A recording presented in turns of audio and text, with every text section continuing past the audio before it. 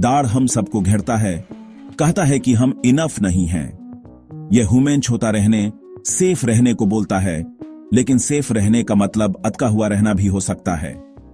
हमारे सपने ह्यूमन ब्रावे बनने के लिए बुलाते हैं।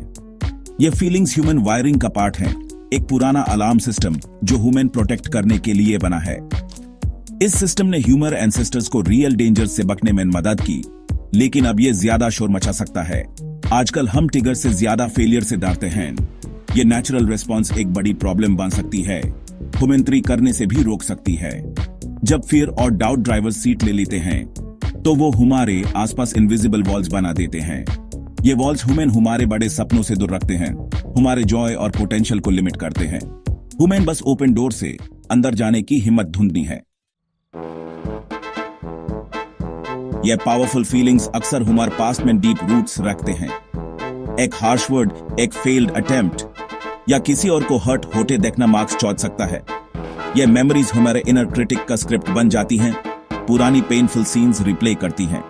ये क्रिटिक तम कपाबले नहीं हो कि कहानियां घुमाता है, ह्यूमन हमारे कंफर्ट जोन में रखता है। लेकिन कंफर्ट जोन्स वो जगह हो सकती है जहां सपने धीरे धीरे खत्म हो जाते हैं। एक स्पेसिफिक फियर के बारे में सोचो जो आपके अंदर है। आपको ये कब पहली बार फील हुआ? क्या वो मैसेज सच में आपकी वर्ड्स के बारे में था या किसी और के फियर के बारे में?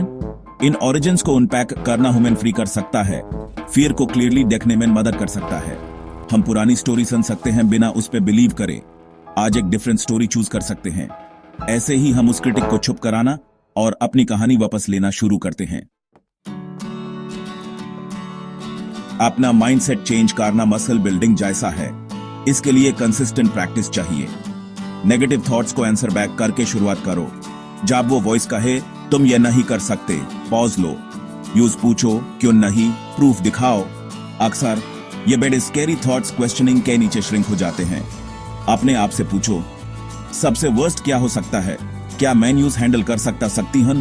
ज्यादातर आंसर यस होता है। हम सोचते हैं उसे ज्यादा रेजिलिएंट हैं। एक और अच्छा क्वेश्चन है, व्हाट इफ मैं सच में सक्सीड हो जाऊं? यह आपकी एनर्जी को फियर से पॉसिबिलिटी की तरफ शिफ्ट करता है। रियल कॉन्फिडेंस स्मॉल स्टेप्स से आती है। बड़े फियर्स को टाइनी पीसेस में ब्रेक करो, हर स्मॉल विक्ट्री सेलिब्रेट करो और स्टेप के लिए करेज को एक्नॉलेज करो। यह बोस्टफुल होने के बारे में नहीं है, यह अपनी ब्रेवरी को रीइंफोर्स करने के बारे में है। हर सेलिब्रेशन एक स्ट्रॉन्गर, मोर कॉन्फिडेंट आप बनाता है। थियोडोर रूजवेल्ट ने कहा था, क्रिटिक काउंट नहीं करता, क्रेडिट असेसमेंट को जाता है जो एक्चुअली अरीना में है। फियर और सेल्फ डाउट शायद हमेशा रहेंगे, लेकिन ह्यूमन उन्हें माइक्रोफोन देने की जरूरत नहीं है।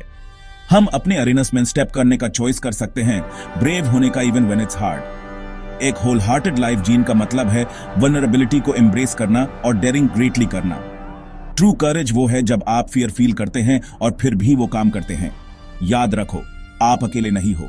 हर वो इंसान जिसने कुछ मीनिंगफुल अचीव किया है, वो इन्हीं इनर डीमंस से लादा है। उन्होंने फियर फील किया, डाउट सुने, लेकिन आगे बढ़ते रहना चूज किया। आपके अंदर भी वो ही कैपेसिटी है, रेजिलियंस, स्ट्रेंथ और एक वॉइस।